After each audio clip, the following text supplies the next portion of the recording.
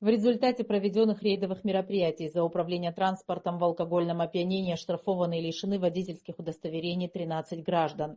Акуджава Моника Корчевна, 1987 года рождения, проживающая в городе Гал.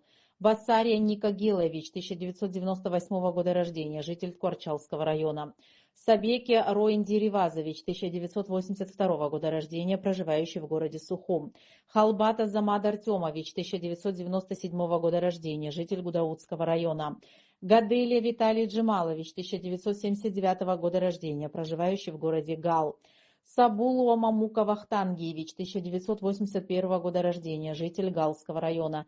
Цыпин Юрий Петрович, 1985 года рождения, житель Самарской области Российской Федерации.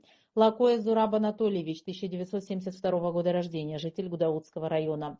Джобава Беслан Заурович, 1977 года рождения, проживающий в городе Учимчира. Демирчан Роман Сергеевич, 2005 года рождения, проживающий в городе Сухум. Шахин Батимур Фриканович, 1993 года рождения, проживающий в городе Сухум. Квиквискири Раули Нукзарович, 1994 года рождения, проживающий в городе Сухум. Джопо Батал Роландович, 1991 года рождения, проживающий в городе Сухум. Габли Аляс Геннадьевич, 1999 года рождения, проживающий в городе Сухум, пребывавший за рулем в алкогольном опьянении, не имея водительского удостоверения, осужден к 15 суткам ареста. Рамазанов Энвер Усинович, 1981 года рождения, проживающий в городе Сухум, за вождение в наркотическом опьянении, совершенном повторно, арестован на 15 суток. Хорхумал Давид Ахрович, 1986 года рождения, житель города Сухум, за аналогичное правонарушение также подвергнут аресту.